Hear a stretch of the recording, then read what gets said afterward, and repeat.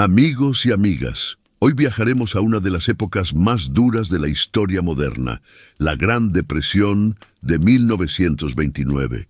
Millones de personas lo perdieron todo de la noche a la mañana. Empleos, casas, ahorros y miles terminaron viviendo en la calle. Pero lo sorprendente no es solo la tragedia, sino la increíble capacidad de supervivencia de los más olvidados, los mendigos. En este video vamos a descubrir cómo lograron mantenerse vivos sin dinero, qué estrategias usaron, cómo se apoyaron entre... Sí, y de qué manera la desesperación también generó creatividad y solidaridad. Veremos historias reales, escenas duras y también ejemplos inspiradores de resiliencia humana. Así que, antes de empezar, dale un like al video, suscríbete al canal y cuéntame en los comentarios desde dónde estás viendo este documental y qué hora es en tu país. Ahora sí, abróchate el cinturón, porque vamos a comenzar este viaje al pasado. En el año 1929, los Estados Unidos parecían estar en la cúspide de una prosperidad inagotable.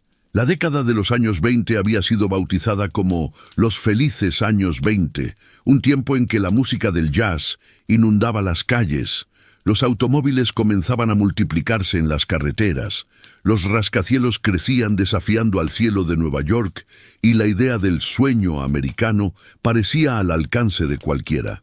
Millones de personas, desde obreros hasta pequeños inversionistas, habían puesto su fe en un sistema que prometía riqueza constante, la bolsa de valores. Comprar acciones no era solo cosa de banqueros o millonarios. La clase media también se había lanzado a la aventura, convencida de que el mercado siempre subiría y que nunca habría un retroceso. Era un clima de optimismo casi ciego, donde incluso los periódicos aseguraban que la economía estadounidense había entrado en una era dorada de estabilidad perpetua. Pero bajo esa superficie brillante se escondía una fragilidad peligrosa. El sistema financiero se había inflado con préstamos arriesgados, créditos fáciles y especulación sin control. Muchos compraban acciones a crédito, convencidos de que podrían venderlas pronto con ganancias. Los bancos prestaban dinero sin demasiadas garantías, y el ciclo de deuda se expandía como una burbuja. Mientras tanto, gran parte de la población rural sufría en silencio. Los agricultores ya enfrentaban precios bajos por sus cosechas desde hacía años, debido a la sobreproducción tras la Primera Guerra Mundial. El contraste entre las ciudades en auge y el campo empobrecido era enorme, aunque en aquel momento pocos quisieron verlo. El 24 de octubre de 1929, conocido como el Jueves Negro, la burbuja explotó. Los precios de las acciones comenzaron a desplomarse, provocando pánico en Wall Street. Miles de inversionistas intentaron vender al mismo tiempo, pero nadie quería comprar. El caos continuó el lunes siguiente y alcanzó su punto más dramático el martes 29 de octubre, el famoso Martes Negro. Ese día, más de 16 millones de acciones fueron vendidas en un frenesí de desesperación, borrando fortunas enteras en cuestión de horas. El suelo se abrió bajo los pies de quienes habían apostado todo al mercado bursátil.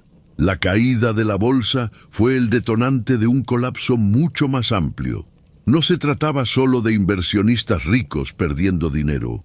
Los bancos que habían prestado para la compra de acciones quebraron en cadena, arrastrando con ellos los ahorros de ciudadanos comunes. Miles de empresas, sin acceso a créditos, comenzaron a cerrar. La producción industrial se redujo drásticamente.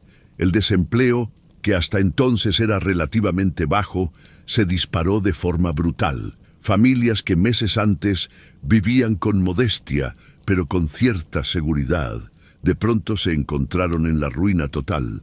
La imagen de hombres de traje elegante haciendo fila en las oficinas de caridad para recibir un plato de sopa se convirtió en un símbolo de la época. El desempleo alcanzó cifras nunca vistas.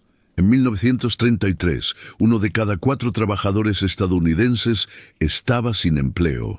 Las fábricas cerradas se multiplicaban, los comercios quebraban y las ciudades industriales se convirtieron en paisajes de desesperanza. El hambre empezó a golpear con fuerza en los hogares y la pobreza se extendió a un nivel nacional. Para las clases más pobres, la crisis fue devastadora. Si antes ya vivían con dificultad, ahora la vida se transformaba en pura supervivencia. Muchos arrendatarios no pudieron seguir pagando el alquiler y fueron desalojados de sus viviendas. Los que tenían hipotecas perdieron sus casas cuando los bancos las ejecutaron. La calle se transformó en el único refugio posible, y allí, en las aceras, bajo los puentes o en terrenos baldíos, comenzó a crecer el fenómeno de los mendigos que se multiplicaban a diario. Lo que antes había sido una situación marginal y casi invisible, se convirtió en un paisaje cotidiano. Hombres, mujeres y niños pidiendo un pedazo de pan en las esquinas, durmiendo en parques o improvisando techos con cartón. En las grandes ciudades, como Nueva York, Chicago o San Francisco, la cantidad de personas sin hogar se disparó. Los periódicos de la época reportaban que los indigentes se contaban por decenas de miles y que en los alrededores de las estaciones de tren o de los muelles era casi imposible caminar sin toparse con alguien pidiendo limosna. Las historias personales eran desgarradoras. Hombres que habían trabajado toda su vida en fábricas ahora deambulaban buscando cualquier empleo temporal que les permitiera alimentar a su familia. Mujeres que habían llevado una vida doméstica se vieron obligadas a salir a pedir comida para sus hijos. Niños que deberían haber estado en la escuela recorrían las calles recogiendo restos de comida en la basura. El impacto psicológico fue enorme. La vergüenza, el miedo y la desesperanza convivían con el instinto básico de sobrevivir. Un día más, la figura del mendigo se convirtió en un reflejo visible del colapso social. Ya no era solo el borracho del barrio o el desafortunado solitario de antes. Ahora eran multitudes de ciudadanos comunes, víctimas de una crisis que no habían provocado, arrastrados por un sistema que se había derrumbado. Esa masificación de la indigencia transformó también la percepción social.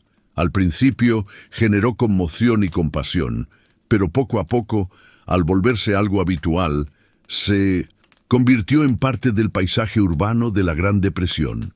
En este contexto, las primeras estrategias de supervivencia comenzaron a aparecer. Aunque en esta parte aún no profundizaremos en cómo lograron resistir sin dinero, sí es importante destacar que el fenómeno de los mendigos nació directamente de esta catástrofe económica. No fue un estilo de vida elegido, sino una imposición brutal. Hombres de negocios, obreros, inmigrantes, mujeres solteras y familias enteras fueron lanzados a la calle sin ninguna red de seguridad. Y en ese escenario, lo único que quedaba era improvisar, pedir ayuda y encontrar formas mínimas de mantenerse vivos. La Gran Depresión no solo quebró bancos y empresas, también quebró la idea de que la riqueza era infinita y que el progreso era inevitable. Dejó a millones de personas frente a un espejo cruel. Podían perderlo todo de un día para otro. Y entre los más afectados, entre aquellos que cayeron más abajo en la escala social, estaban los mendigos, quienes con su presencia recordaban a todos el costo humano del colapso de Wall Street. Cuando la crisis se consolidó y el desempleo se transformó en una sombra permanente, la vida de los mendigos en las ciudades adquirió una rutina dura, marcada por la supervivencia en condiciones extremas. En los grandes centros urbanos, miles de personas expulsadas de sus hogares por no poder pagar alquileres o hipotecas comenzaron a poblar los espacios abandonados, los descampados y las orillas de las vías del tren. La calle ya no era solo un lugar de paso, sino un escenario en el que se desarrollaba la existencia cotidiana de familias enteras. Dormir, comer, lavar la ropa o cuidar de los niños se convirtió en un acto público, realizado a la vista de todos, porque ya no había paredes que protegieran la intimidad. En las noches, los mendigos buscaban cualquier rincón que ofreciera algo de protección contra el viento o la lluvia. Los parques se llenaban de cuerpos, envueltos en mantas desgastadas, periódicos usados como frazadas y cartones que servían de colchones improvisados. Los más afortunados encontraban refugio bajo puentes, en portales de edificios cerrados o en almacenes abandonados. Las estaciones de tren se convirtieron en lugares disputados porque al menos ofrecían techo y cierta seguridad. Sin embargo, la policía solía expulsarlos con frecuencia, empujándolos de un barrio a otro, como si fueran una molestia más que personas en situación de desesperación. La falta de vivienda estable llevó a la creación de refugios improvisados, con pedazos de madera, láminas de metal, telas viejas y cualquier cosa rescatada de la basura. Los mendigos levantaban chozas que apenas se sostenían, pero que servían para protegerse del frío o de la lluvia. Así nacieron las llamadas Hoovervilles, en alusión irónica al presidente Herbert Hoover, a quien se culpaba de la inacción frente a la crisis. Estos asentamientos crecieron en 1960, terrenos baldíos, a orillas de los ríos, cerca de fábricas abandonadas y en las afueras de las ciudades. Las Hoovervilles eran auténticos barrios de la desesperación. Sus calles eran de tierra, sin servicios básicos, y el hedor de la basura mezclado con el humo de fogatas improvisadas dominaba el ambiente. Allí convivían familias completas con solitarios, veteranos de guerra, inmigrantes y desempleados que habían perdido todo. Cada choza era un símbolo de resistencia y al mismo tiempo de miseria. Algunas estaban hechas solo de cartón reforzado con clavos oxidados. Otras, un poco más elaboradas, usaban restos de madera o ladrillos recuperados de derrumbes. Sin embargo, ninguna ofrecía garantías contra el frío intenso del invierno ni contra el calor sofocante del verano. Dentro de esas comunidades, la vida diaria adquiría cierta organización espontánea. Algunos se dedicaban a buscar agua en fuentes públicas o en tuberías rotas. Otros recolectaban leña o carbón para encender fogatas colectivas. Y las mujeres muchas veces organizaban cocinas rudimentarias donde se preparaba lo poco que se conseguía. La comida era escasa y consistía en pan duro, sopas aguadas, restos de verduras marchitas o cualquier cosa recuperada de los mercados al final del día. Los niños jugaban entre la suciedad y aprendían pronto a colaborar en la búsqueda de recursos, mientras los adultos trataban de mantener una mínima dignidad en medio del caos. La jornada de un mendigo en la ciudad era agotadora. Al amanecer, muchos se dispersaban en busca de trabajo ocasional, cargar mercancías en los mercados, limpiar zapatos, recoger carbón en los muelles o cualquier tarea temporal. Quienes no encontraban nada salían a pedir limosna en las calles concurridas, en las puertas de las iglesias o cerca de los restaurantes, esperando que alguien les arrojara unas monedas o un pedazo de pan. La humillación era constante, porque no solo había que soportar el hambre, sino también las miradas de desprecio, los insultos y, en ocasiones, la violencia de quienes veían en los mendigos una amenaza para el orden público. Por las noches, el regreso a las Hoovervilles era un ritual. Allí se compartían las pequeñas ganancias del día, se encendían fogatas y algunos contaban historias o cantaban para distraerse del sufrimiento. La comunidad, a pesar de la miseria, se transformaba en un sostén emocional. Aunque no existía abundancia, lo poco que se conseguía se repartía entre varios, porque la solidaridad era la única forma de sobrevivir. Si alguien encontraba un pedazo de carne o un saco de papas olvidado en un mercado, lo llevaba al campamento y lo compartía con los vecinos, sabiendo que mañana quizás sería otro quien traería algo. Las Hoovervilles también eran escenarios de tensiones y conflictos. El hacinamiento, la falta de higiene y la desesperación daban lugar a peleas por un pedazo de espacio, por comida o por una manta, extra en invierno. La delincuencia no era extraña, y muchas veces los propios mendigos se cuidaban entre sí de los robos internos. Sin embargo, también se desarrollaron reglas no escritas, una especie de código comunitario que permitía cierta convivencia. Algunos se erigieron como líderes improvisados, organizando la limpieza de las calles del campamento o estableciendo turnos para vigilar por la noche. La percepción de los habitantes de las ciudades hacia estas comunidades era ambivalente. Muchos las veían como focos de suciedad y delincuencia, un recordatorio incómodo de la fragilidad del sistema económico.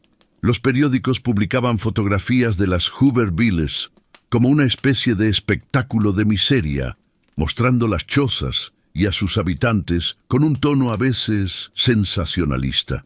Al mismo tiempo, había sectores que expresaban compasión y se organizaban para llevar alimentos, ropa usada o medicinas. Las iglesias y organizaciones caritativas establecieron cocinas comunitarias cerca de estos campamentos, donde largas filas de hombres hambrientos esperaban un plato de sopa y un pedazo de pan.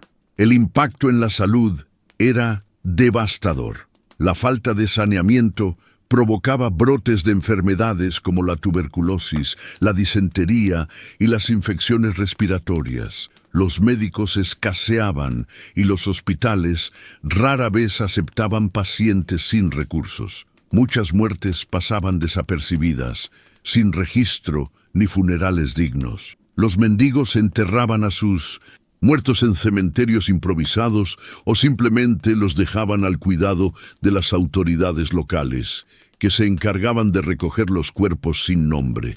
La vida en una Hooverville no era un destino elegido, sino el resultado inevitable de un país en colapso.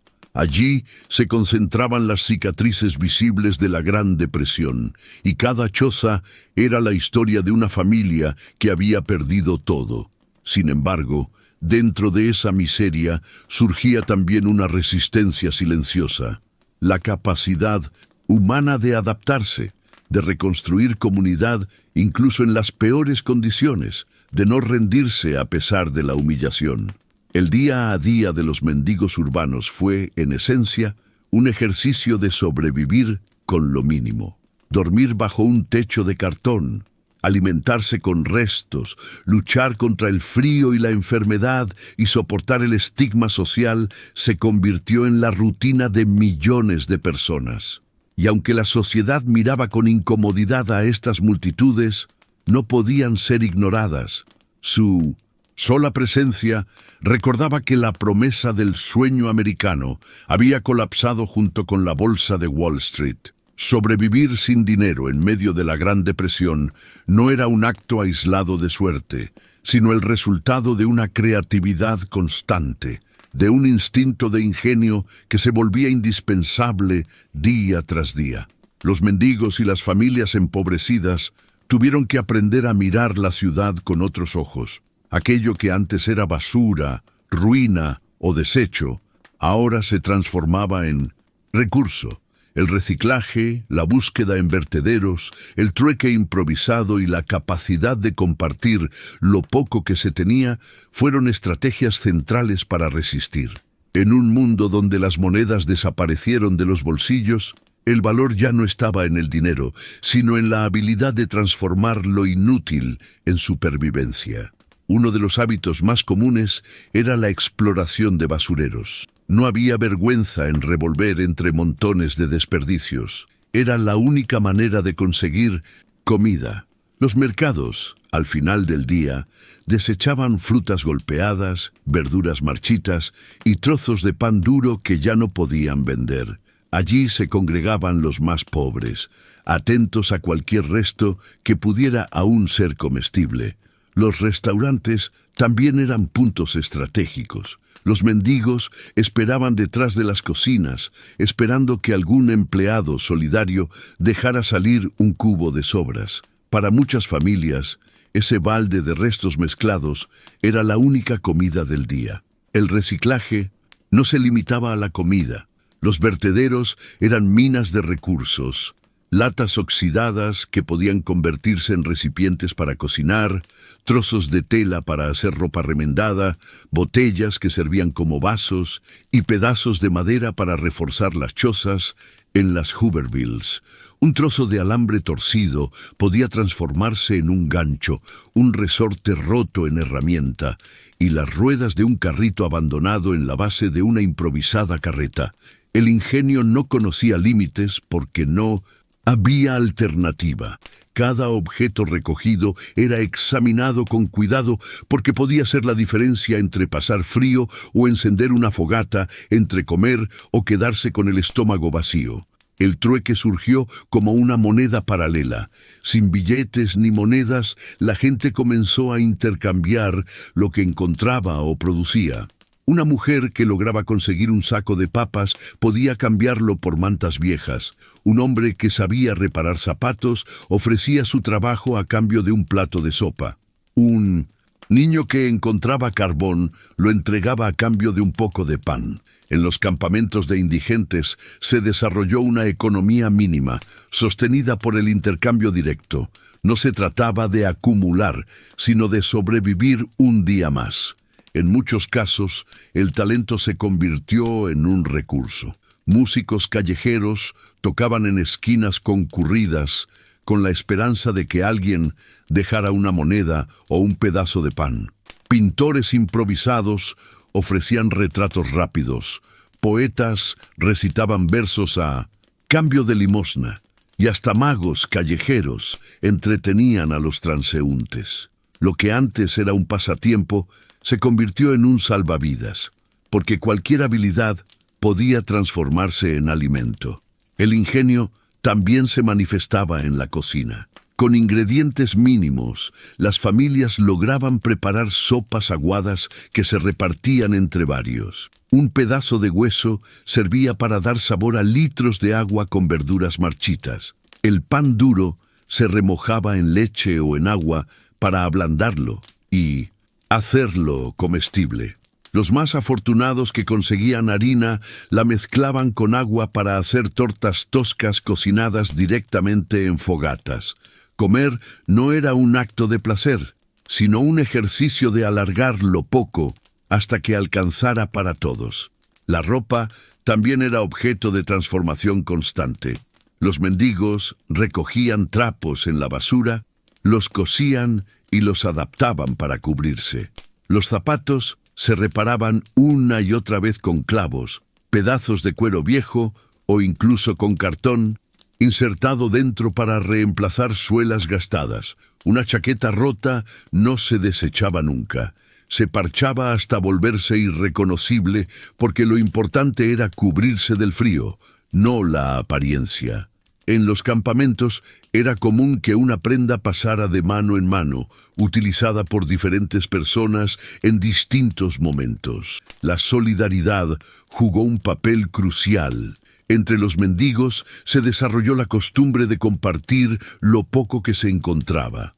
Un hombre que había conseguido un saco de pan duro lo dividía entre su choza y las vecinas, porque sabía que mañana quizás sería él quien no tendría nada.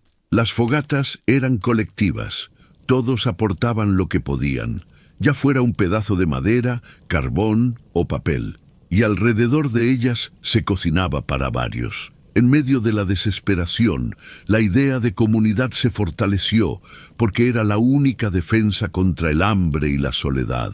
Había también estrategias de señalización entre los más experimentados, especialmente entre los llamados obos, que viajaban de ciudad en ciudad.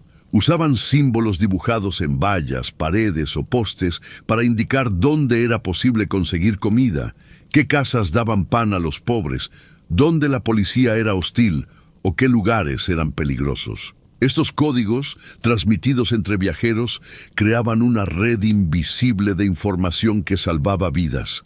El uso del tiempo también era un recurso. Los mendigos aprendieron a esperar en lugares estratégicos, cerca de panaderías al amanecer, cuando los hornos arrojaban los primeros lotes de pan, detrás de los mercados al mediodía, cuando los comerciantes descartaban productos, en las estaciones de tren al anochecer, cuando los pasajeros apurados a veces dejaban caer sobras o envoltorios. El día se organizaba en torno a estos ritmos de oportunidad, porque cada instante podía significar alimento o decepción. Las iglesias y organizaciones caritativas también eran parte del mapa de supervivencia. Los mendigos sabían en qué días una congregación ofrecía sopa, qué templos repartían ropa usada o qué asociaciones daban cobijo nocturno. Aunque no alcanzaba para todos, esa ayuda era fundamental y a menudo se transmitía de boca en boca. Esta noche habrá comida en tal calle. Mañana reparten mantas en tal iglesia. La información era un bien tan valioso como el pan. La lucha contra el frío fue otra prueba de ingenio. En invierno, muchos recogían periódicos viejos y se los metían bajo la ropa como aislante. Otros llenaban cajas de cartón con trapos para improvisar colchones. El fuego, siempre compartido, era un tesoro. Mantenerlo encendido toda la noche requería turnos de vigilancia y aportes constantes de leña o basura combustible. No era raro que grupos enteros se apiñaran en torno a una misma fogata, buscando calor humano tanto como calor físico. Lo interesante es que, pese a la miseria, algunos relatos muestran cómo surgía un sentido de dignidad. Las personas seguían intentando mantener cierta limpieza personal, lavando la ropa en ríos o fuentes públicas, peinándose como podían o barriendo el espacio frente a sus chozas. Era una manera de resistir la deshumanización, de demostrar que, aunque el dinero había desaparecido, seguían siendo seres humanos con orgullo. En resumen, las estrategias de supervivencia sin dinero durante la Gran Depresión fueron una combinación de ingenio, reciclaje y solidaridad. No existía un manual ni un plan. Cada día era una improvisación, un acto de creatividad frente a la adversidad. La basura se transformó en almacén, el trueque en moneda, el talento en recurso y la comunidad en refugio. Así, en medio del hambre y la miseria, los mendigos demostraron una capacidad increíble de adaptación, convirtiendo lo que parecía inútil en la base de su resistencia. En medio de la desesperación que la Gran Depresión arrojó sobre millones de personas, los mendigos descubrieron que sobrevivir en soledad era casi imposible. El hambre, el frío, la hostilidad de la policía y el desprecio social convertían cada día en una batalla desigual. Sin embargo, allí donde la sociedad formal los había abandonado, ellos mismos comenzaron a tejer una red invisible de solidaridad.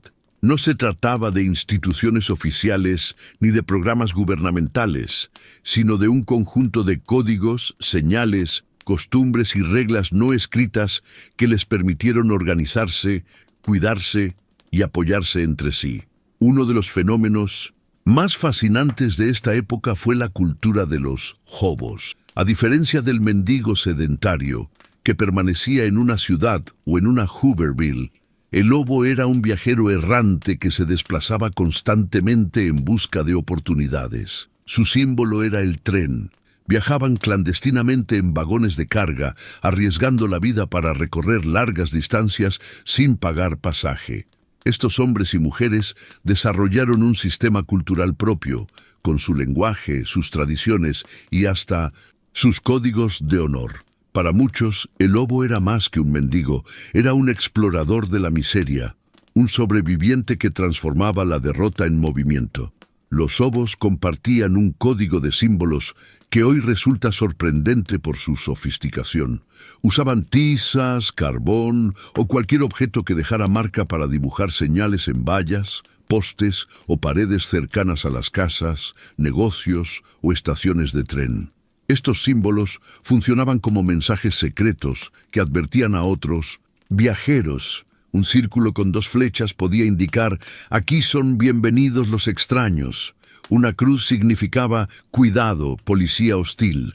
Un triángulo señalaba: comida gratis en esta casa si se pide con respeto.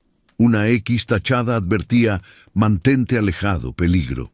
De esta manera, un obo podía llegar a una ciudad desconocida y, leyendo esas marcas, saber cómo moverse para evitar problemas y encontrar ayuda.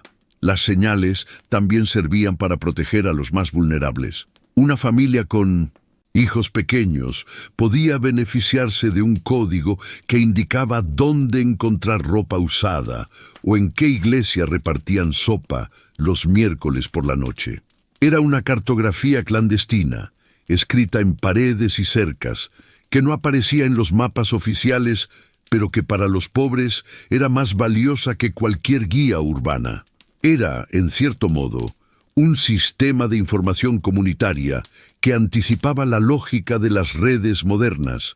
Mensajes breves, visibles solo para quienes sabían interpretarlos, circulando de manera descentralizada entre miles de necesitados. El viaje en tren, sin embargo, no era un juego romántico. Subirse a un vagón de carga significaba desafiar a los guardias de las compañías ferroviarias, conocidos como bulls, que vigilaban con brutalidad para evitar polizones. Muchos obos fueron golpeados, arrestados o incluso asesinados al intentar colarse en un tren. Además, el riesgo físico era enorme. Perder el equilibrio podía significar caer bajo las ruedas y morir aplastado. Sin embargo, para quienes no tenían otra alternativa, los trenes eran la única vía para desplazarse hacia lugares donde, quizá, hubiera trabajo temporal o comida. Los obos establecieron campamentos temporales cerca de las vías del tren, conocidos como jungles. Allí se reunían para cocinar lo que hubieran conseguido, intercambiar información sobre rutas y oportunidades, o simplemente descansar antes de continuar el viaje. Estos campamentos eran verdaderas comunidades itinerantes, donde se compartían relatos, canciones y consejos de supervivencia. Un recién llegado podía aprender de los veteranos cómo abordar un tren en movimiento, qué símbolos buscar en una ciudad o a quién acudir en busca de ayuda. Era un aprendizaje colectivo, transmitido oralmente, que mantenía viva la tradición obo. La solidaridad también se manifestaba en las ciudades. Muchos mendigos sedentarios sabían que los obos pasaban constantemente por allí y se organizaban para darles indicaciones, compartir comida o permitirles pasar la noche en sus chozas. A cambio, los obos traían noticias de otros lugares, información sobre las Hoovervilles más seguras o las cocinas comunitarias más generosas. Así, entre los que se quedaban y los que se movían, se formaba una red de apoyo mutuo que cubría casi todo el país. Dentro de la cultura hobo existían reglas de comportamiento, una especie de ética que, aunque no escrita en ningún lugar, era compartida por muchos. Entre ellas estaban respetar a los demás viajeros, no robar a quienes también eran pobres, mantener limpio el espacio común del campamento, ayudar a los más débiles y mostrar cortesía en las casas donde se pedía comida. Esta ética de respeto buscaba mantener una convivencia mínima y diferenciarse de la delincuencia. No todos la cumplían, por supuesto, pero era lo suficientemente extendida como para dar forma a una identidad colectiva. Las canciones y relatos también jugaron un papel importante. En los campamentos hobo se cantaban baladas que hablaban del tren como símbolo de libertad, de la vida en la carretera y de la lucha contra la adversidad. La música servía para levantar el ánimo, pero también para transmitir mensajes y valores. Muchas de estas canciones se convirtieron con el tiempo en parte del folclore estadounidense, dejando un legado cultural que va más allá de la miseria de aquellos años. Por otra parte, las señales en las casas no eran exclusivas de los obos. En muchas ciudades, los mendigos locales conocían qué familias eran compasivas y cuáles no. Una tiza en la cerca, un trazo en la acera o incluso un pedazo de tela colgado en la puerta podían ser indicios para los necesitados. Había hogares donde la tradición de dar un plato de comida nunca se rompió, a pesar de la crisis. Algunos dueños de panaderías o carniceros dejaban discretamente sobras en bolsas para que los pobres las recogieran sin humillación. Esa solidaridad individual, aunque limitada, fue vital para que muchos sobrevivieran. En las Hoovervilles, la red de solidaridad se expresaba en la práctica diaria. Los vecinos se vigilaban entre sí para evitar robos externos, se turnaban para vigilar las fogatas y cuidaban a los niños cuando los padres salían en busca de trabajo. Si alguien enfermaba, se intentaba reunir entre varios los recursos para llevarlo a un hospital, o al menos conseguirle mantas y sopa caliente. Aunque la pobreza era absoluta, la cooperación generaba un sentido de comunidad que mitigaba, aunque fuera un poco, el peso de la miseria. No todo era idealizado. También había tensiones, abusos y violencia. Sin embargo, lo notable es que, frente al abandono del Estado, los pobres crearon sus propias redes de supervivencia. Estas redes no estaban formalizadas ni registradas, pero funcionaban con una eficacia sorprendente. El hecho de que un mendigo pudiera recorrer el país de costa a costa y en cada ciudad encontrar señales, campamentos o personas dispuestas a compartir lo poco que tenían, habla de una estructura social subterránea que nació de la necesidad. La cultura hobo y las redes de mendigos representaron en cierta forma una contrasociedad dentro de la sociedad estadounidense.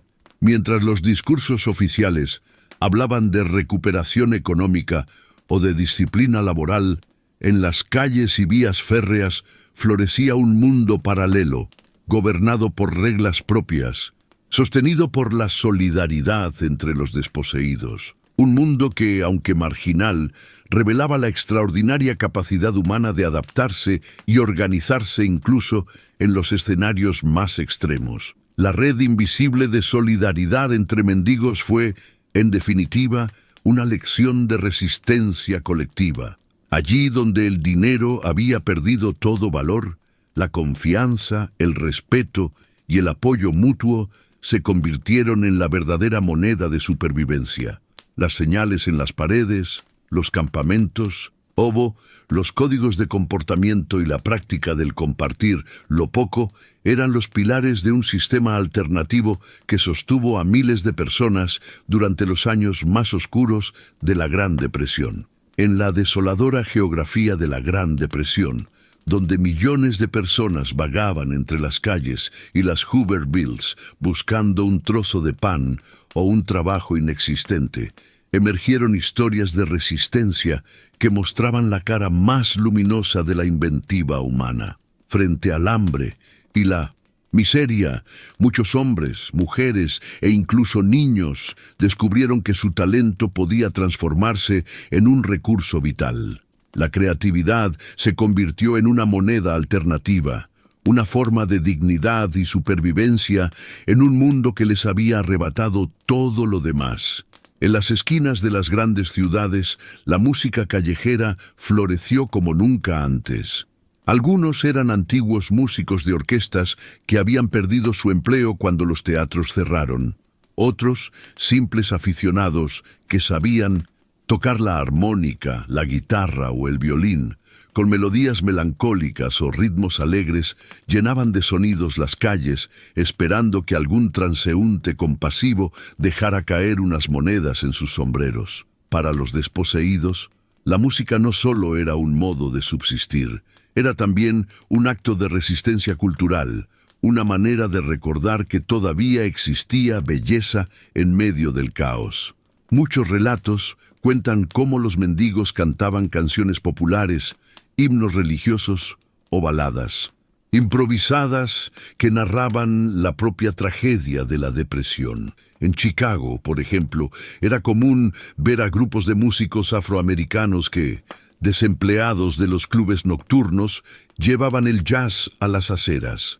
Tocaban con la misma pasión que en los escenarios más prestigiosos, aunque su público fueran transeúntes apresurados o familias tan pobres como ellos. El blues, con su tono de lamento y esperanza, se convirtió en el idioma de los desesperados, y muchos encontraron en él la fuerza para seguir adelante. Pero no solo la música servía como recurso, había quienes usaban la palabra como herramienta. Narradores y cuentacuentos improvisaban historias en las plazas, ofreciendo un momento de distracción a cambio de unas monedas o de un pedazo de pan. Estos narradores, muchos de ellos inmigrantes, mezclaban leyendas de sus países de origen con relatos contemporáneos, transformando la desgracia en parábola. En los campamentos Sobo, alrededor de las fogatas, no era raro que alguien contara un relato épico de supervivencia, una fábula moral o una anécdota cómica que aliviaba el peso del hambre. En estas narraciones se tejía también un sentido de comunidad, porque escuchar una historia juntos significaba por un instante dejar de ser invisibles. Los vendedores ambulantes representaban otra forma de ingenio.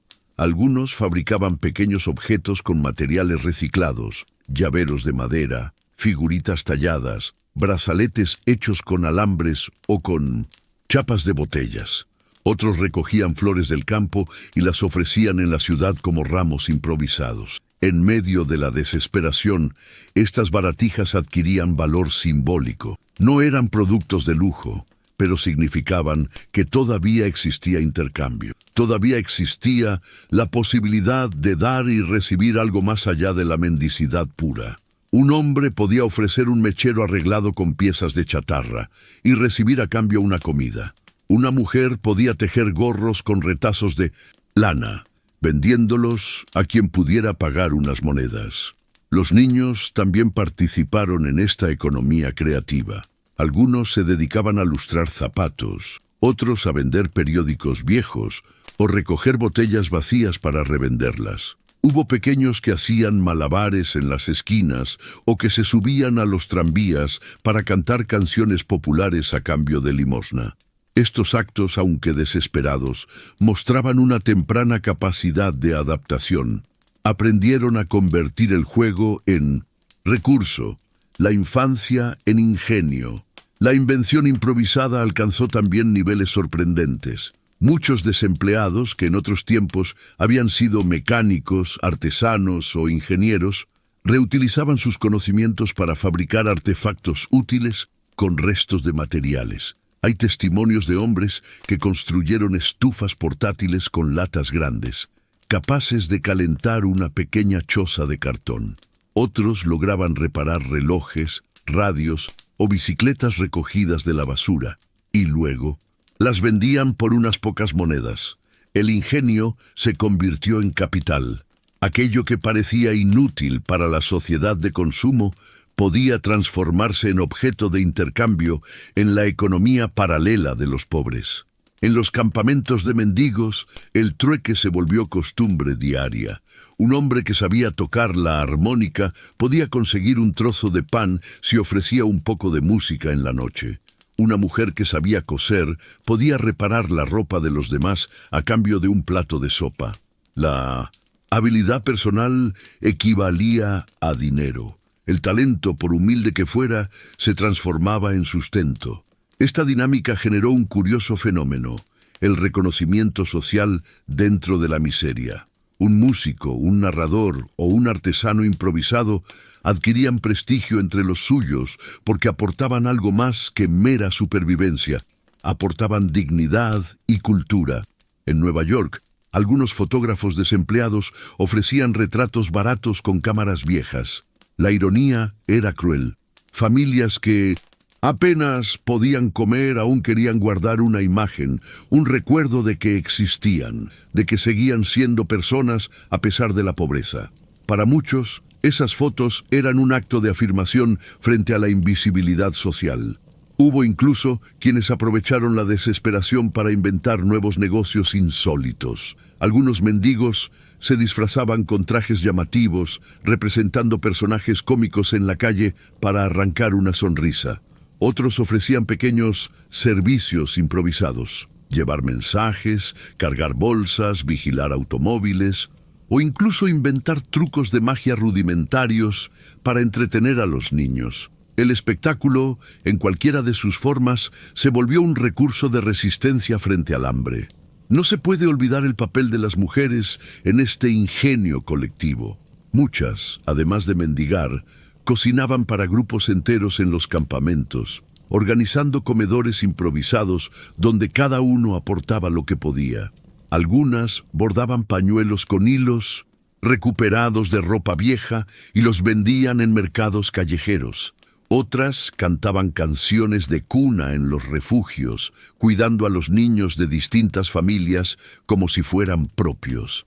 La creatividad femenina sostuvo la vida comunitaria, transformando la desesperación en calor humano. La resistencia creativa no solo alimentaba cuerpos, sino también espíritus. La música, el arte, las historias y los inventos eran un recordatorio de que aún había futuro. Cuando un mendigo tocaba una canción, o un niño malabarista lograba arrancar una sonrisa, se rompía la sensación de que todo estaba perdido. En esos instantes, la creatividad se convertía en un acto de rebelión contra la miseria. Los testimonios recogidos años después muestran que, para muchos, estos talentos fueron la diferencia entre rendirse y seguir luchando. Un hombre recordó cómo logró sobrevivir gracias a su habilidad con el violín, tocando en bares por un plato de sopa. Una mujer contó que, cosiendo ropa con restos de tela, consiguió alimentar a sus hijos. Otro habló de cómo reparando radios consiguió no solo dinero, sino también respeto en su comunidad. Cada historia individual se sumaba a un gran mosaico colectivo. La creatividad como salvavidas en medio del naufragio social. Lo que más sorprende es que en muchos casos estas experiencias dejaron huellas permanentes. Algunos músicos callejeros, al terminar la depresión, encontraron oportunidades profesionales gracias a la práctica adquirida en las calles. Otros convirtieron sus pequeños oficios improvisados en negocios estables cuando la economía se recuperó. Incluso los narradores y vendedores ambulantes, que parecían condenados a la miseria, descubrieron que habían cultivado un talento que luego tendría valor en tiempos mejores. En definitiva, las historias de resistencia durante la Gran Depresión no fueron solo relatos de hambre, sino también de creatividad desbordante. La sociedad pudo olvidar sus nombres, pero ellos demostraron que el talento humano no desaparece con la pobreza. Al contrario, se agudiza. Cuando el dinero dejó de circular, la música, la palabra, el arte y el ingenio se convirtieron en nuevas monedas de cambio. Era el testimonio de que, incluso en la oscuridad más absoluta, el ser humano conserva la capacidad de crear, compartir y resistir. Si en la Gran Depresión los hombres desempleados llenaron las filas de las fábricas cerradas, de las esquinas y de los trenes de inminos carga convertidos en refugios, fueron las mujeres y los niños quienes llevaron la carga más dolorosa y silenciosa de aquella tragedia. La pobreza no solo era hambre y frío, también era la fractura de lo más íntimo, la seguridad del hogar, la dignidad cotidiana, la protección de los más pequeños.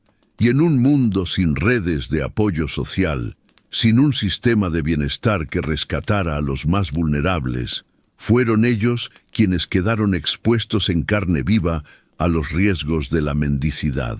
Las mujeres, especialmente las madres, enfrentaron un dilema desgarrador. En tiempos normales, Muchas habían dependido de los salarios de sus esposos o de los pequeños ingresos familiares para llevar adelante la casa. Cuando la crisis golpeó y esos salarios desaparecieron, fueron empujadas a la calle, obligadas a pedir limosna con los hijos de la mano. Era una imagen que conmovía y a la vez estremecía a quienes la veían.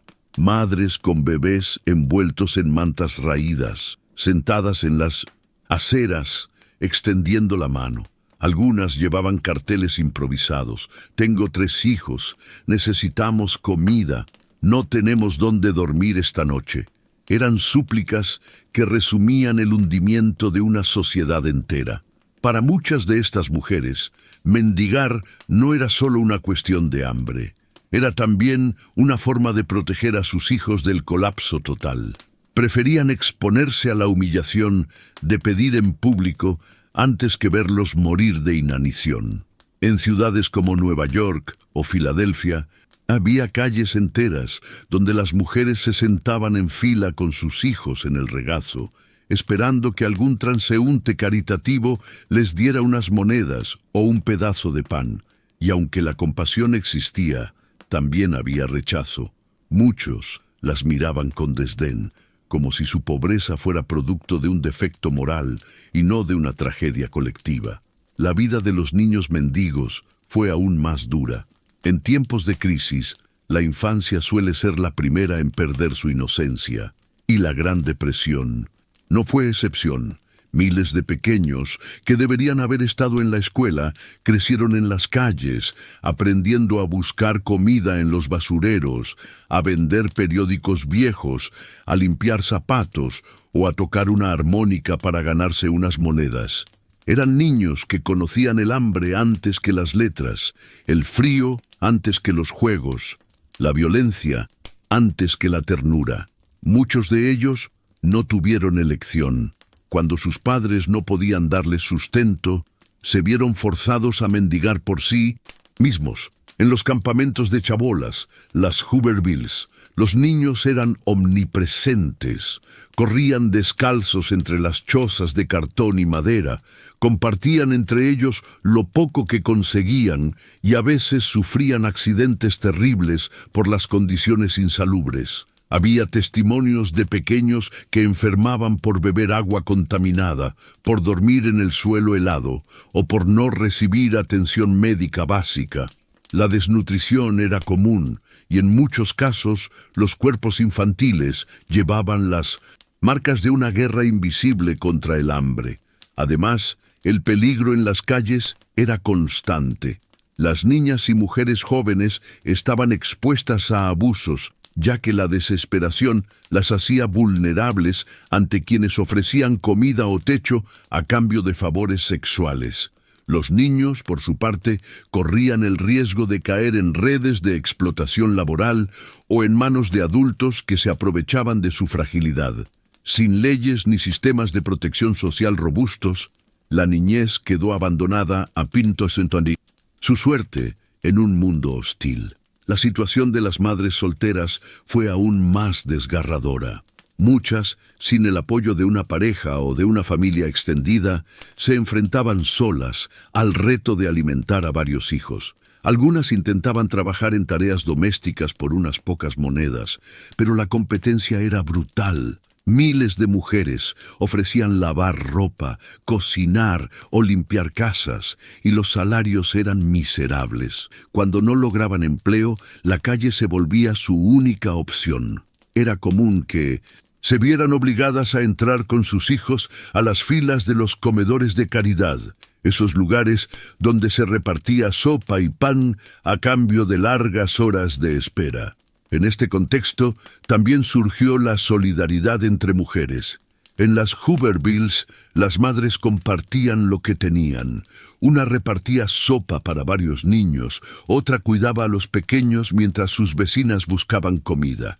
Estas redes invisibles de apoyo femenino fueron cruciales para resistir. Las mujeres organizaban pequeñas guarderías improvisadas, donde se turnaban para proteger a los niños de los peligros del campamento. Aunque no había recursos, sí había instinto de comunidad. y eso salvó vidas. Las historias personales muestran con crudeza la magnitud del sufrimiento. Una madre en Detroit relató cómo, cada mañana, sus hijos salían con ella a pedir en las calles. El mayor, de apenas 10 años, tocaba una armónica. La pequeña, de 6, llevaba flores marchitas recogidas de un cementerio para vender, y el bebé permanecía en brazos, cubierto con un saco viejo. Lo poco que conseguían se repartía en una cena mínima, un trozo de pan, un poco de sopa aguada. Así sobrevivieron meses enteros. Otra historia habla de un niño en Nueva York que, tras ser abandonado por sus padres, incapaces de mantenerlo, vivió en los túneles del metro junto a otros pequeños. Formaban grupos para protegerse y se repartían las sobras de los restaurantes. Estos niños del metro se convirtieron en una de las imágenes más trágicas de la época, prueba de que la crisis había desbordado todos los límites de lo aceptable. El dolor de la infancia no se limitaba a la falta de comida o abrigo. Muchos pequeños cargaron también con el peso psicológico de la humillación. Saber que debían pedir limosna, ver cómo sus padres lloraban en silencio, sentir el rechazo de la sociedad que los miraba como parias, todo eso marcó a una generación entera. Décadas después, muchos de esos niños convertidos en adultos contaban sus recuerdos con lágrimas. El frío insoportable, el hambre persistente, pero sobre todo la sensación de no valer nada para el mundo. Es importante subrayar que, en medio de todo, también hubo gestos de increíble fortaleza. Algunos niños aprendieron a leer en los refugios de caridad gracias a voluntarios que enseñaban lo básico. Otros, a pesar de las penurias, desarrollaron habilidades que les servirían después en la vida. Desde tocar un instrumento hasta arreglar zapatos. La necesidad se convirtió en maestra dura, pero maestra al fin. La experiencia de mujeres y niños mendigos durante la Gran Depresión nos muestra con brutal claridad cómo la pobreza afecta de manera desigual. Si los hombres sufrían el desempleo y la pérdida de estatus, las mujeres y los pequeños sufrían la exposición directa al hambre y a la calle. Fueron ellos quienes más arriesgaron su dignidad y su seguridad, quienes cargaron con las cicatrices más profundas de esa crisis. En la memoria colectiva de Estados Unidos, la imagen de una madre con sus hijos desamparados se convirtió en un símbolo imborrable.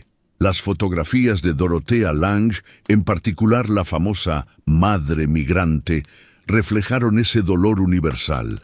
La mirada perdida de una mujer que no sabe cómo alimentar a sus hijos, pero que aún los abraza con toda la fuerza de su amor. Esa imagen, multiplicada en miles de rincones, resumió lo que significó ser mujer y niño en la depresión. Vulnerabilidad absoluta y, al mismo tiempo, una resistencia silenciosa que sostuvo la vida en medio del desastre. En un mundo sin protección social, donde el Estado apenas comenzaba a reconocer la magnitud del desastre, fueron ellas y ellos quienes vivieron en carne propia las consecuencias más brutales de la miseria. Y aunque la historia a menudo recuerda a los grandes banqueros, a los presidentes o a los políticos que intentaron resolver la crisis, no debemos olvidar que fueron las madres en las aceras y los niños en las calles quienes cargaron el precio más alto de aquella tragedia económica. En la vasta geografía de la Gran Depresión, pocos símbolos resultaron tan poderosos como los trenes. Las vías férreas se extendían como cicatrices de acero a lo largo y ancho de Estados Unidos, conectando las grandes ciudades con los pueblos perdidos, los campos con las fábricas, los puertos con las montañas. Para millones de desempleados, esos trenes no eran solo máquinas que transportaban mercancías, eran la promesa de un escape, la esperanza de que en otra ciudad, en otro estado, quizás aguardara un trabajo, un pedazo de pan, o al menos la posibilidad de no morir de hambre en el mismo lugar donde lo habían perdido todo. Así nació la cultura del viaje clandestino en vagones de carga, protagonizada por los llamados obos. No eran simples vagabundos sin rumbo, eran trabajadores errantes, hombres y mujeres que buscaban empleo siguiendo las rutas del ferrocarril. En los años más duros de la depresión, decenas de miles de personas se subieron de manera ilegal a los trenes de mercancías, arriesgando su vida en cada salto entre vagones. Para muchos, ese viaje era un rito de desesperación, pero también de libertad. Si no había futuro en su ciudad natal, las vías ofrecían una salida, aunque incierta. Los relatos de la época describen escenas dramáticas. Jóvenes de 16 o 17 años que, incapaces de soportar ver a sus familias morir de hambre, huían para buscar suerte en otro lugar. Padres de familia que, al no encontrar empleo en su pueblo, se subían a los trenes para trabajar en cosechas temporales en otros estados. Mujeres que, disfrazadas de hombres para evitar abusos, viajaban escondidas en los vagones de carbón o en los techos de los trenes. Cada salto al tren era una apuesta contra el destino. Podían encontrar trabajo en un campo de algodón o podían terminar mutilados bajo las ruedas. La experiencia del viaje clandestino generó toda una subcultura con sus propias reglas y códigos. Los obos desarrollaron un lenguaje secreto hecho de símbolos trazados con tiza o carbón en cercas, postes o paredes cercanas a las estaciones. Un triángulo podía indicar «aquí dan comida». Un círculo con 2 flechas significaba «cuidado, la policía es hostil».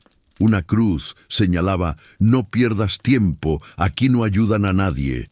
Estos signos, transmitidos de generación en generación obo, eran una guía para sobrevivir en territorios desconocidos. Funcionaban como un mapa invisible, una red de solidaridad grabada en muros y maderas. Los trenes no solo fueron vehículos de transporte físico, también de cultura. En las noches de espera, junto a las fogatas cerca de las vías, los obos compartían canciones, historias y sueños. Allí nació un repertorio musical que luego se integraría en el folclore estadounidense. Baladas de hombres errantes, blues que hablaban del hambre, canciones de esperanza y lamentos por los amigos caídos. Con guitarras maltrechas, armónicas baratas o simplemente con la voz, esos viajeros convirtieron el dolor en arte. Las letras contaban las aventuras en los trenes, la represión de los guardias ferroviarios, el deseo de encontrar un hogar. La figura del lobo adquirió tintes míticos. Era visto como un nómada moderno, alguien que, pese a la miseria, mantenía un espíritu de independencia. Muchos idealizaban esa vida de libertad, sin ataduras, recorriendo el país al compás de las ruedas de acero. Pero detrás del mito había realidades crueles, accidentes mortales al caer de los vagones, brutales golpizas de los guardias de seguridad conocidos como bulls, hambre persistente y noches interminables a la intemperie. El viaje en tren era una aventura, sí, pero también una ruleta rusa. En ciudades como Chicago, Kansas City o St. Louis, los alrededores de los patios ferroviarios se llenaban de obos que esperaban la oportunidad de subirse a un convoy.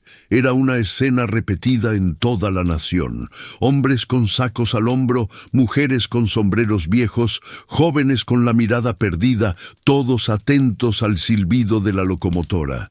Cuando el tren arrancaba, corrían, saltaban y se escondían en los vagones de carga, conteniendo la respiración hasta que el convoy dejaba atrás la estación. Quien lograba subir sentía un triunfo momentáneo. El mundo, de repente, se abría. Los trenes también conectaron las Hoovervilles entre sí. Un mendigo podía pasar unas semanas en un campamento en California, luego subirse a un tren y terminar en Oregón, donde había rumores de trabajos en la cosecha. Esta movilidad dio lugar a una identidad compartida. El lobo no pertenecía a ninguna ciudad, sino a todas. Su hogar eran las vías. Su techo, los cielos abiertos, su familia, los otros errantes que encontraba en el camino. Esa fraternidad improvisada se convirtió en un consuelo en medio del abandono social. El legado cultural de los Sobos fue inmenso. Escritores, poetas y músicos se inspiraron en sus historias. Las canciones folk de la depresión, transmitidas de boca en boca, hablaron de la vida en los trenes como una metáfora de la búsqueda de un futuro mejor. Décadas más tarde, artistas como Woody Guthrie, que vivió esa experiencia, inmortalizaron en sus letras el espíritu de la época. Guthrie, con su guitarra que llevaba escrito «Esta máquina mata fascistas», se convirtió en la voz de Los Desposeídos, y en sus canciones los trenes eran protagonistas constantes. Los Sobos también generaron mitologías internas. Algunos hablaban de trenes fantasma que recorrían el país llevando a los muertos de la depresión. Otros inventaban leyendas sobre ciudades invisibles donde los vagabundos eran bienvenidos y donde no existía el hambre. Estas historias, contadas junto a las vías, alimentaban la imaginación y daban sentido a vidas marcadas por la incertidumbre. No todos los viajes eran solitarios. Muchos Sobos viajaban en grupos para protegerse, compartiendo comida y vigilando mientras otros dormían. Había reglas no escritas: nunca dejar a un compañero atrás, compartir lo que se encontraba, avisar de los peligros. Estas normas tejieron una ética propia, un código moral que distinguía al lobo de otros tipos de mendigos. Aunque vivían en la ilegalidad, su sentido de hermandad era fuerte y se convirtió en un legado de resistencia. La represión, sin embargo, siempre estaba presente. Los guardias de los trenes y la policía local perseguían a los Sobos con violencia. A menudo los golpeaban, los arrojaban de los vagones en movimiento o los encarcelaban. Los periódicos hablaban de ellos como una plaga errante, un problema social que debía ser contenido. Pero por cada arresto, por cada golpe, siempre aparecían más hombres y mujeres dispuestos a subirse a un tren, porque la alternativa era morir de hambre en un lugar fijo. Los trenes fueron, en última instancia, un espejo de la Gran Depresión, peligrosos y crueles, pero al mismo tiempo cargados de esperanza. Para los mendigos y desempleados, cada viaje era un salto hacia lo desconocido, una búsqueda de oportunidades que raramente se concretaban, pero que mantenían viva la chispa de la posibilidad. Esa chispa era suficiente para seguir adelante. Hoy, cuando se recuerda aquella época, los trenes se evocan como símbolo de lucha y de movilidad forzada. Representaron el deseo humano de escapar del hambre, de no resignarse a la miseria estática, de seguir buscando aunque todo pareciera perdido. En sus ruedas de hierro quedó grabado el eco de miles de vidas errantes que, con su cultura, sus canciones y sus códigos, dejaron un legado que aún resuena en la memoria colectiva. La Gran Depresión no solo transformó la economía y la vida cotidiana de millones de personas, también modificó de manera profunda la relación entre la sociedad y los mendigos. De repente, las calles de Estados Unidos se llenaron de rostros que encarnaban la ruina. Hombres de traje gastado, mujeres con niños famélicos, jóvenes errantes y ancianos derrotados. El fenómeno era tan masivo que ningún ciudadano podía ignorarlo. Y sin embargo, la respuesta social osciló entre la compasión y el rechazo, entre la solidaridad concreta y la hostilidad disfrazada de moralidad. En los primeros años tras el colapso de Wall Street, cuando el impacto todavía estaba fresco y las cifras del desempleo crecían a una velocidad alarmante, las organizaciones religiosas y caritativas fueron las primeras en reaccionar. Iglesias católicas, templos protestantes, sinagogas y pequeños grupos comunitarios improvisaron cocinas públicas donde se servía sopa y pan a los hambrientos. Aquellas soup kitchens se multiplicaron en las grandes ciudades. Filas interminables de hombres y mujeres esperaban durante horas para recibir un plato caliente. El simple acto de repartir comida se convirtió en una imagen icónica de la época, símbolo tanto de la crisis como de la solidaridad humana. Algunos de estos esfuerzos caritativos fueron organizados por líderes religiosos que veían en la pobreza un llamado moral. Predicadores hablaban de la necesidad de ayudar al prójimo y recordaban que la miseria no era culpa individual, sino una prueba colectiva. En barrios obreros, parroquias enteras se organizaron para recolectar alimentos, ropa usada y medicinas, distribuyéndolos entre las familias que habían perdido todo. Estas iniciativas salvaron miles de vidas, aunque nunca fueron suficientes para cubrir la magnitud del desastre. Las organizaciones laicas también tuvieron un papel importante. La Cruz Roja Americana, que ya había intervenido en catástrofes naturales, amplió su radio de acción para atender a los desempleados. Voluntarios montaban centros de distribución de ropa y comedores en almacenes abandonados. Grupos de vecinos organizaban colectas de carbón para que las familias no murieran de frío en invierno. Incluso algunas asociaciones de inmigrantes, como las italianas, irlandesas o polacas, crearon redes de apoyo para sus comunidades. No obstante, junto a la solidaridad creció también el rechazo. A medida que los mendigos se volvían una presencia habitual en las calles, parte de la población comenzó a verlos como una molestia. El discurso de que los pobres son culpables de su propia desgracia tomó fuerza, alimentado por sectores conservadores y por medios de comunicación que retrataban a los mendigos como vagos que preferían pedir antes que trabajar. Esta narrativa ignoraba que el desempleo masivo había destruido cualquier posibilidad real de conseguir empleo. La imagen del mendigo se volvió contradictoria. Para algunos era un ser digno de compasión, un símbolo de la fragilidad humana ante las crisis. Para otros, era un parásito social que representaba el fracaso moral. En las caricaturas de la prensa aparecían como figuras ridículas o peligrosas, mientras que en los sermones de las iglesias eran descritos como almas que necesitaban auxilio.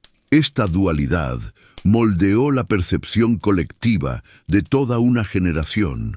Las cocinas comunitarias, aunque necesarias, también reforzaron cierta estigmatización. Quien hacía fila para recibir comida quedaba expuesto públicamente como alguien derrotado.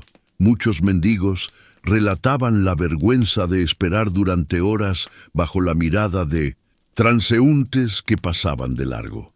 La caridad aliviaba el hambre, pero también recordaba a los pobres su condición de marginados. Algunos políticos locales intentaron organizar respuestas más estructuradas, creando refugios temporales o albergues, pero la magnitud del problema desbordaba cualquier esfuerzo. En ciudades como Nueva York, se instalaron comedores masivos financiados parcialmente por el gobierno municipal y por donaciones privadas. Sin embargo, estas medidas eran vistas como parches, incapaces de resolver las raíces del problema. La hostilidad hacia los mendigos se manifestó también en políticas represivas. En algunos lugares, las autoridades municipales aprobaron ordenanzas que prohibían pedir limosna en determinadas zonas, multando o encarcelando a quienes lo hacían.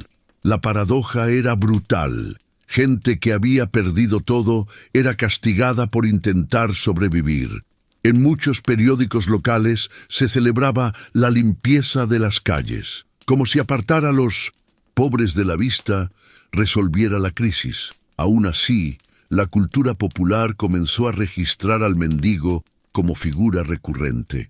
La literatura de la época, así como el cine y la fotografía documental, retrataron a los sin techo con una mezcla de realismo y simbolismo.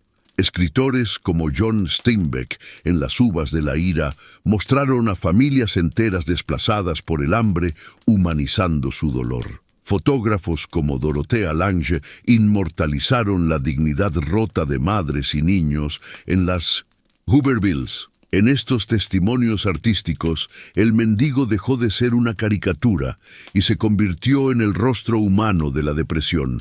Los propios mendigos también construyeron su imagen frente a la sociedad.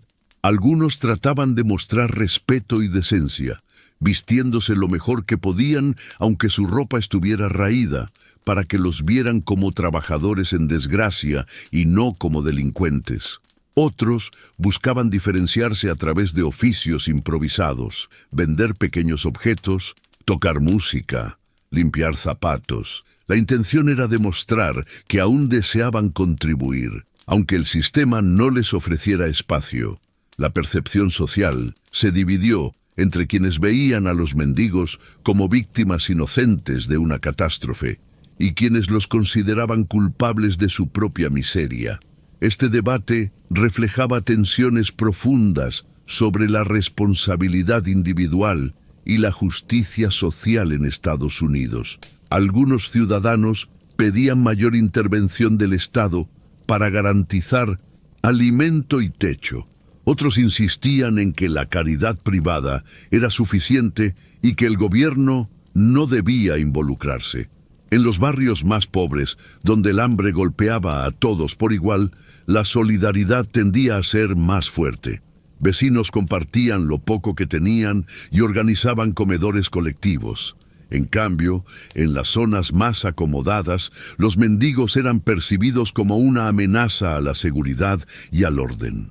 Esta diferencia de percepciones contribuyó a que la imagen del mendigo variara según el contexto social y económico. La tensión entre compasión y rechazo dejó huellas duraderas. Por un lado, la Gran Depresión reveló la capacidad de las comunidades para organizarse y ayudar en ausencia de un Estado fuerte.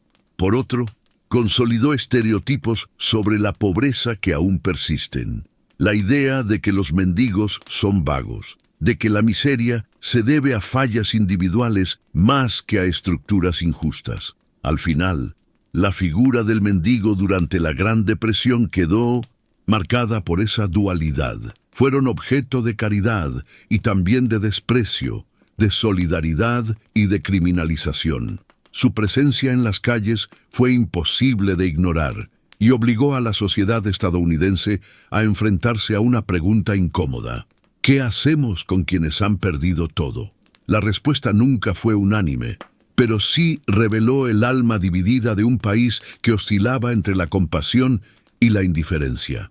Y en ese vaivén se construyó la imagen social del mendigo, la de un ser humano, atrapado entre la necesidad y el estigma, entre la mano tendida y la puerta cerrada, entre el reconocimiento de su dignidad y la condena de su pobreza. Cuando Franklin Delano Roosevelt asumió la presidencia en marzo de 1933, Estados Unidos llevaba más de 3 años sumido en el abismo de la Gran Depresión. El desempleo superaba el 25%. Millones habían perdido sus hogares y las calles estaban pobladas por mendigos y familias enteras sin sustento. La desesperación había alcanzado un punto crítico y muchos dudaban incluso de la capacidad del sistema democrático para resistir semejante catástrofe. Fue entonces cuando Roosevelt lanzó el ambicioso programa conocido como el New Deal, un conjunto de reformas y proyectos que no solo buscaban reactivar la economía, sino también rescatar a los más desamparados, aquellos que habían caído en la indigencia absoluta. El New Deal fue, en esencia, una respuesta pragmática y experimental. Roosevelt no traía un plan único y rígido, sino una serie de iniciativas que se fueron adaptando a la magnitud de la crisis. Para los mendigos, lo más importante no fueron los grandes debates macroeconómicos, sino las medidas concretas que ofrecieron techo, pan y dignidad a quienes habían sido expulsados del sistema. Una de las primeras acciones fue la creación de programas de empleo público. La Works Progress Administration, WPA, y la Civilian Conservation Corps, CCCC, se convirtieron en salvavidas para millones de desempleados. La WPA contrataba a hombres y mujeres para construir carreteras, puentes, escuelas, bibliotecas y parques. La CCC, por su parte, ofrecía trabajo a jóvenes en proyectos de reforestación, conservación de tierras y obras en áreas rurales. Para muchos mendigos, que habían perdido la esperanza de encontrar empleo en la iniciativa privada, estas agencias representaron la primera oportunidad real de volver a tener un ingreso. El impacto fue inmediato. Allí donde antes había largas filas frente a las cocinas comunitarias, empezaron a verse cuadrillas de trabajadores uniformados con herramientas en la mano. Hombres que habían dormido bajo puentes se encontraban ahora plantando árboles, pavimentando calles o levantando muros de contención. El salario era modesto, pero suficiente para comer, alquilar un cuarto barato y, en algunos casos, enviar dinero a sus familias. Para quienes habían mendigado durante años, aquello significaba recuperar algo más valioso que el dinero, el sentido de utilidad y dignidad. El New Deal también impulsó programas de asistencia directa. La Federal Emergency Relief Administration, FERA, distribuyó fondos a los estados para que estos organizaran ayudas inmediatas a los más necesitados. Por primera vez, el gobierno federal reconocía que los pobres no podían ser dejados únicamente en manos de la caridad privada. Se establecieron refugios temporales, se repartieron alimentos y se financiaron proyectos de corto plazo para sacar a la gente de la miseria extrema. Para los mendigos, que hasta entonces habían dependido de la buena voluntad de desconocidos o de la suerte de encontrar algo en la basura, la intervención del Estado fue un cambio de paradigma. Un aspecto fundamental fue la construcción de viviendas sociales. Aunque el problema del housing era enorme y nunca se resolvió del todo, el New Deal financió proyectos habitacionales destinados a sustituir las Hoovervilles y los barrios de 1980. En algunas ciudades se demolieron asentamientos precarios y se levantaron complejos de apartamentos baratos con condiciones mínimas de higiene. Para las familias mendigas, mudarse de una choza de cartón a un departamento con agua corriente y electricidad era casi un milagro. No menos importante fue la creación de la Social Security Act en 1935, que estableció el sistema de seguridad social en Estados Unidos. Si bien en un inicio no cubría a todos los sectores, representó un paso decisivo para proteger a los ancianos, discapacitados y desempleados. Los mendigos de mayor edad, que hasta entonces dependían únicamente de la caridad, empezaron a recibir algún tipo de apoyo estatal. Esto redujo la cantidad de ancianos vagando por las calles, un fenómeno que había sido particularmente dramático en los años anteriores. La percepción social hacia los mendigos también cambió con el New Deal. Al reconocer el gobierno que la pobreza era producto de una crisis estructural y no únicamente de la pereza individual, se debilitó en parte el estigma. La narrativa dominante empezó a girar. Los desempleados y mendigos ya no eran vistos solo como vagabundos indeseables, sino como ciudadanos víctimas de una catástrofe económica que requería una respuesta colectiva. El propio Roosevelt, en sus Fireside Chats, transmitidos por radio, hablaba de la necesidad de cuidar de todos los estadounidenses, incluyendo a los más pobres. Su tono paternalista y esperanzador generaba empatía y confianza, transformando la manera en que el país veía a sus marginados. Sin embargo, no todo fue perfecto. Millones de mendigos no se beneficiaron de inmediato de estas políticas. Los trabajadores agrícolas, especialmente los inmigrantes y afroamericanos en el sur, quedaron en gran medida excluidos de los programas de seguridad social. Muchos mendigos rurales siguieron dependiendo de trabajos temporales mal pagados o de la migración constante. Además, los programas de vivienda no alcanzaron a cubrir la demanda masiva, y las Hoovervilles no desaparecieron de un día para otro. Aún así, el contraste con los años iniciales de la depresión era evidente. Si en 1931 los mendigos formaban una multitud sin rumbo, hacia finales de la década muchos habían logrado reincorporarse a la vida productiva gracias a los proyectos del New Deal.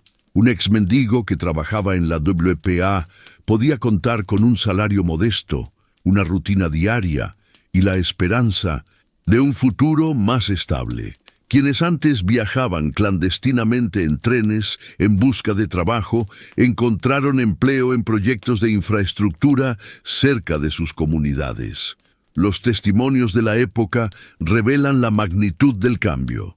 Existen cartas dirigidas a Roosevelt en las que ciudadanos comunes agradecen haber dejado de mendigar gracias a un empleo público. Algunos decían con orgullo que habían vuelto a comprar zapatos, que podían enviar a sus hijos a la escuela o que ya no dormían bajo un puente. La emoción de volver a ser parte de la sociedad, de recuperar la dignidad perdida, era palpable en esas palabras. El impacto cultural también fue significativo. Los mendigos, que en los primeros años de la depresión simbolizaban el fracaso, pasaron a ser vistos como supervivientes en transición hacia una nueva etapa.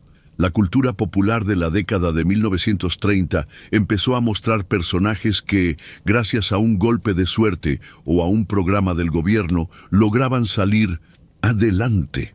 Era un reflejo del optimismo cauteloso que el New Deal había inyectado en la nación. En perspectiva, el New Deal no erradicó la pobreza ni eliminó por completo la mendicidad.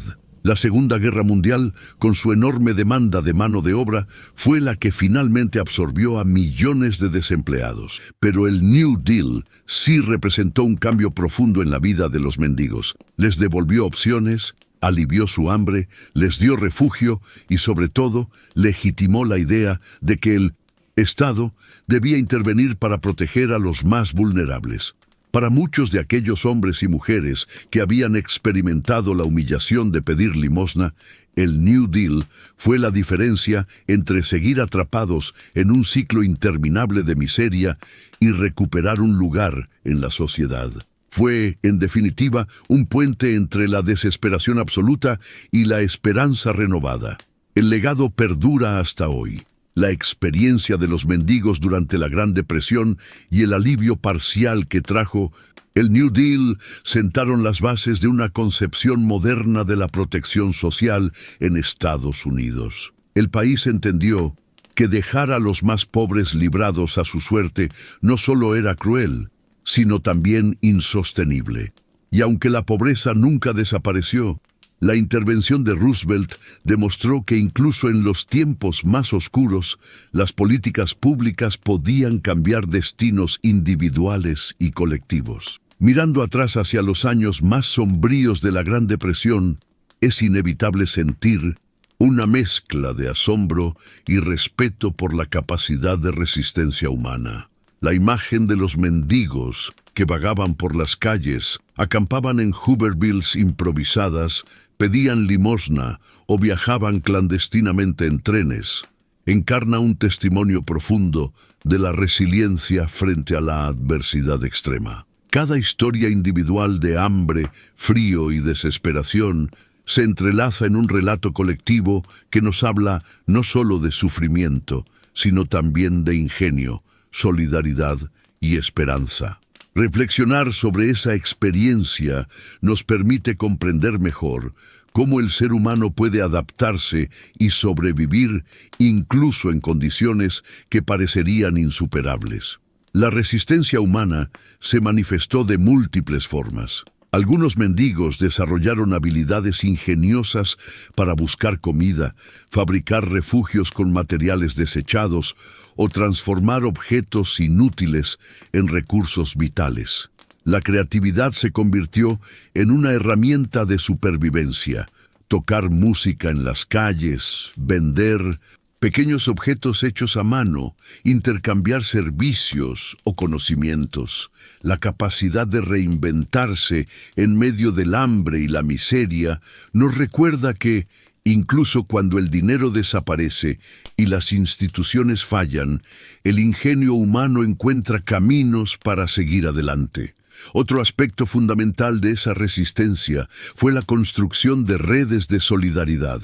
Los mendigos no actuaban de manera completamente aislada, compartían comida, refugios y estrategias de supervivencia. Señales secretas en casas, códigos en las cercas y las fogatas junto a las vías ferroviarias crearon una red invisible que ayudaba a quienes recién llegaban. La cooperación entre desconocidos, el compartir lo poco que se tenía y la ayuda mutua en circunstancias extremas muestran que la humanidad, incluso en su versión más vulnerable, posee una inclinación natural hacia la empatía y la colaboración. La solidaridad también se extendió más allá de los propios mendigos. Organizaciones religiosas, comedores comunitarios, voluntarios y programas de caridad jugaron un papel esencial al aliviar el hambre y ofrecer un mínimo de dignidad a quienes habían perdido todo. Aunque en muchos casos la ayuda fue limitada y acompañada de estigmatización, su presencia demostró que, frente a la tragedia, la cooperación organizada puede marcar una diferencia tangible. Estas iniciativas reflejan una lección aún vigente. El compromiso comunitario, aún en tiempos de escasez, puede salvar vidas y ofrecer esperanza. La Gran Depresión también enseñó cómo las políticas públicas pueden transformar la vida de los más vulnerables. Con la llegada del New Deal, el gobierno federal intervino con programas de empleo, asistencia directa y construcción de viviendas, proporcionando a millones de mendigos la oportunidad de reintegrarse a la sociedad. La experiencia demuestra que la respuesta colectiva y estructurada puede aliviar el sufrimiento y abrir caminos para la recuperación, algo que sigue siendo relevante en nuestra sociedad contemporánea, donde las crisis económicas y sociales continúan afectando a poblaciones vulnerables. Un aspecto crucial es cómo estas experiencias modelaron la percepción social sobre la pobreza. Durante la depresión, el mendigo pasó de ser visto solo como un vago o un parásito a convertirse en un símbolo de resistencia y supervivencia. La narración pública, las fotografías y la literatura de la época humanizaron su condición, mostrando que detrás de cada rostro desamparado había un ser humano capaz de creatividad, esfuerzo y esperanza. Este cambio de perspectiva es una lección duradera sobre la necesidad de mirar a la pobreza con empatía y comprender que, en muchas ocasiones, se trata de circunstancias externas más que de defectos individuales. Reflexionar sobre la experiencia de los mendigos nos ofrece también una visión sobre la infancia y la vulnerabilidad. Los niños que crecieron en la calle durante la depresión enfrentaron peligros extremos, desde la desnutrición hasta la explotación. Sin embargo, muchos aprendieron habilidades de supervivencia, creatividad y solidaridad que los ayudaron a navegar un mundo hostil. Esto nos recuerda que la infancia no se limita a la protección y la educación formal. También puede ser un espacio de aprendizaje resiliente cuando se enfrenta a la adversidad, y que la sociedad tiene la responsabilidad de brindar apoyo para que esa resiliencia no se transforme en trauma irreversible. La experiencia femenina fue igualmente reveladora. Las madres mendigas combinaron la búsqueda de alimento con la protección de sus hijos y la construcción de redes de apoyo comunitario. La creatividad de las mujeres en la preparación de comida, cuidado de los niños y fabricación de objetos para el trueque demuestra que la fuerza y la resistencia no se manifiestan únicamente en la lucha individual, sino también en la capacidad de organizar y sostener la vida de los demás. Otro aprendizaje profundo es cómo el ingenio puede surgir de la necesidad. Los obos, los músicos callejeros, los vendedores improvisados y los narradores mostraron que, frente a la escasez absoluta, La creatividad se convierte en una herramienta vital de supervivencia. La innovación no solo se limita a la ciencia o la industria, también puede emerger en la calle, en los refugios precarios, en los trenes y en los campamentos improvisados. La historia de los mendigos nos enseña que la inventiva humana puede ser tan poderosa como cualquier recurso monetario para garantizar la subsistencia. Más allá de la supervivencia individual, la experiencia colectiva de los mendigos durante la Gran Depresión revela lecciones sobre la cohesión social. Las redes de ayuda mutua, los códigos y símbolos entre obos y la cooperación en las Hoovervilles ilustran cómo, incluso en contextos de extrema escasez, las personas encuentran maneras de organizarse y protegerse entre sí. Esto es un recordatorio sobre la importancia de la solidaridad y la cooperación para superar desafíos complejos, especialmente cuando las instituciones formales fallan o son insuficientes. Finalmente, mirar estas historias desde nuestra perspectiva actual nos invita a valorar la esperanza como fuerza transformadora. La Gran Depresión mostró que, aunque el hambre y la desesperación parecen insuperables, la creatividad, la solidaridad y la perseverancia humana pueden abrir caminos donde todo parecía cerrado. Nos enseña que los desafíos contemporáneos, ya sean económicos, sociales o ambientales, pueden enfrentarse con ingenio colectivo, cooperación y resiliencia, y que cada acto de ayuda, por pequeño que sea, tiene el poder de marcar la diferencia. El legado de los mendigos de la Gran Depresión no es solo histórico, sino profundamente humano. Nos recuerda que la vulnerabilidad extrema no extingue la capacidad de resistencia, que la dignidad puede sobrevivir incluso en las condiciones más duras, y que la esperanza, aunque parezca frágil, tiene la fuerza de transformar vidas. Sus historias son un llamado a la empatía, a la acción solidaria y a la creatividad frente a la adversidad. Nos enseñan que, aunque las circunstancias puedan ser oscuras, siempre existen caminos de supervivencia, reinvención y, finalmente, de dignidad restaurada. En conclusión, los mendigos de la Gran Depresión nos dejan un mensaje atemporal.